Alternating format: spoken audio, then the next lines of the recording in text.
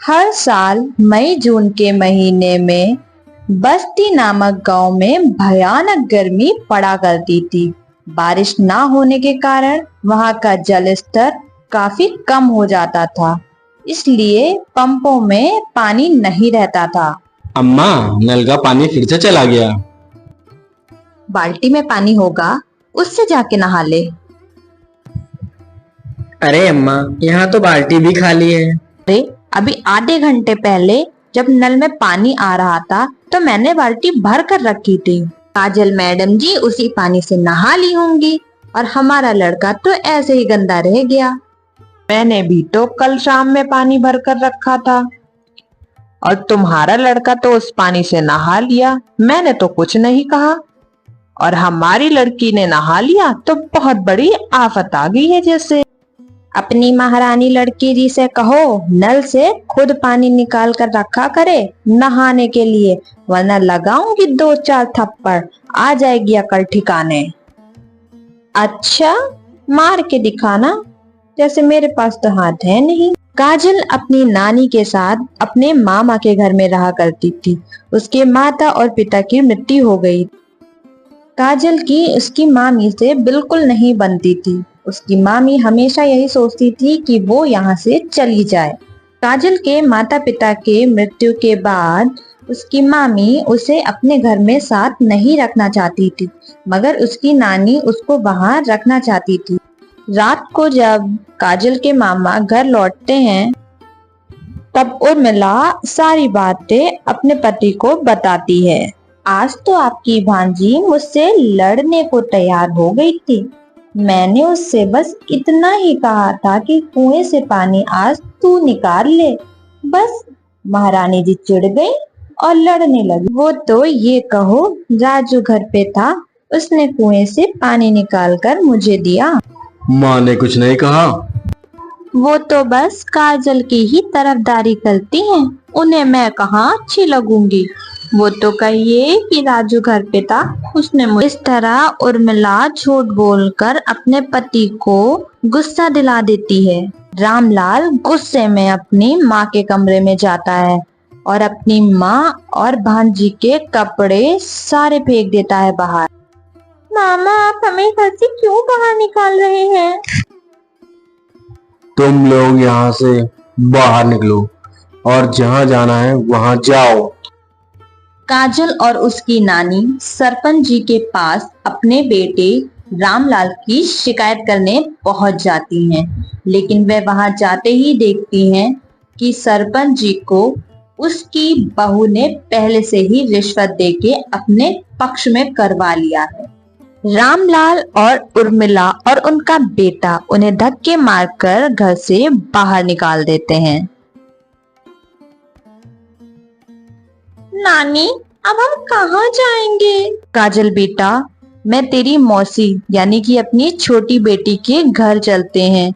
वो हमें जरूर मदद करेगी, हमें ऐसी हालत में देखेगी तो जरूर हमारा सहारा बनेगी। भरी दोपहरी में काजल की नानी धूप में चलते चलते गर्मी के कारण बेहोश हो जाती है। काजल इधर उधर पानी खोजने के लिए चली जाती है, लेकिन उसे कहीं भी पानी नहीं मिलता। आसपास सब का सब सूखा ही पड़ा था। वह कोशिश करती है कि उसे शायद ही कहीं पानी मिल जाए, लेकिन नहीं, उसे पानी तो कहीं दूर दूर तक नजर ही नहीं आ रहा था।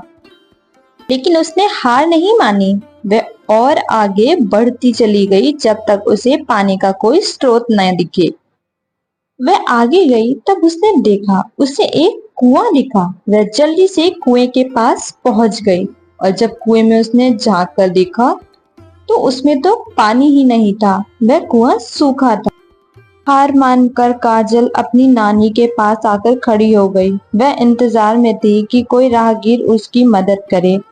तभी एक लड़का वहां से गुजर रहा था। उसने जल्दी से जाकर उससे पूछा, सुनो, मेरी माँ को अस्पताल पहुंचा दो और बदले में तुम मुझसे ढेर सारा सोना ले लेना। देर बाद वो नौजवान काजल और उसकी नानी को हॉस्पिटल पर छोड़ ही देता है। अस्पताल में काजल की नानी का कुछ दिनों तक इलाज चलता रहता है और उसकी नानी ठीक हो जाती है। नानी जी, अब हमें मौसी के घर जाकर उन पर बोझ बनने की जरूरत नहीं है। हमारे पास एक जादुई कुआं है जिससे हीरे निकलते हैं। हम उन हीरो को बेचकर अपना गुजारा कर लिया करेंगे। काजल जल्दी से जाकर उस कुएं से हीरे निकालना शुरू कर देती है। अपनी जरूरत के मुताबिक उस कुएं से हीरे निकालती रहती है और उसे एक जगह इकट्ठा कर कर रख लेती है।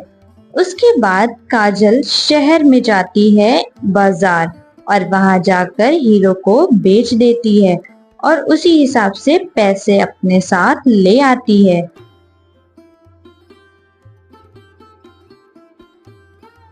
काजल हीरो को बेचकर और घर के जरूरत का सारा सामान लेकर अपने घर पर आ जाती है। वह उस झोपड़ी में सारा सामान अच्छे से लगा देती है। वो नौजवान जब भी उस रास्ते से गुजरता तब वह काजल से मिलकर जरूर जाता था। एक दिन राजू ने काजल को बहुत सुंदर कपड़े पहने बाजार में उस नौजवान के साथ घूमते हुए देख लिया और देखकर वह तुरंत अपने घर पे अपने बापू से जाकर सारी की सारी बातें बता दी। जब वो लोग गांव के बाहर झोपड़ी में रह रहे हैं तो उनके पास इतने पैसे कहाँ से आए? मोहनलाल एक दिन काजल का चुपके से पीछा करता हुआ उसकी झोपड़ी तक आ पहुंचता है और पेड़ों के पीछे से चुप करके देखकर काजल को कुएं से हीरे निकालते हुए देख ही लेता है। ये सब देखने के बाद वह जल्दी जल्दी अपने घर की ओर निकल पड़ता है।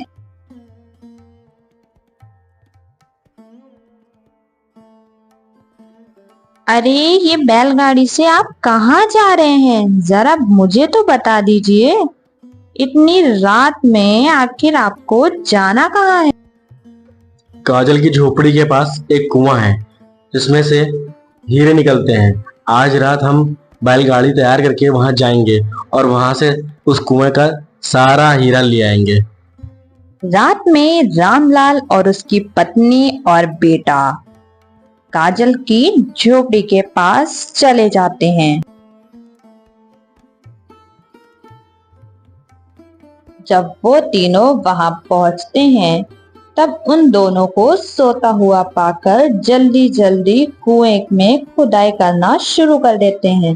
कुएं में पड़ा हुआ सारा का सारा हीरा निकाल लेते हैं और जल्दी जल्दी अपने बग्गी में लेते हैं। तुम और कुछ लाई हो हीरे भरने के लिए? अरे अब बस करिए, इतने हीरों का क्या करेंगे आप? इतने बहुत हैं। वैसे भी इतने भरने में तो आफत आ गई है। बस अब घर चलिए। रामलाल का परिवार बैलगाड़ी पर हीरो का भार रख कर अपने घर की ओर निकल पड़ता है।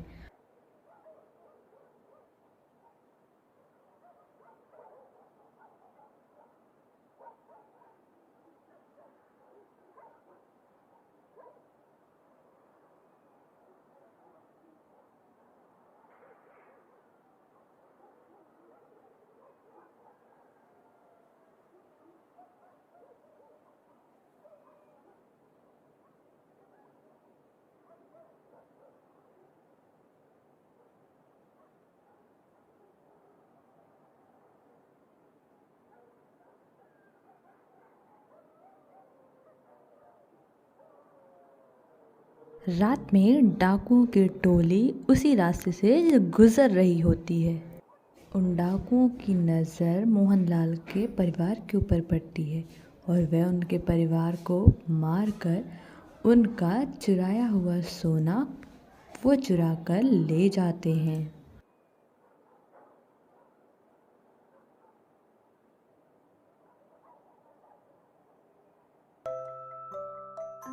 उधर काजल की शादी उस नौजवान से हो जाती है और वह बहुत अच्छी लाइफ गुजारने लगती है।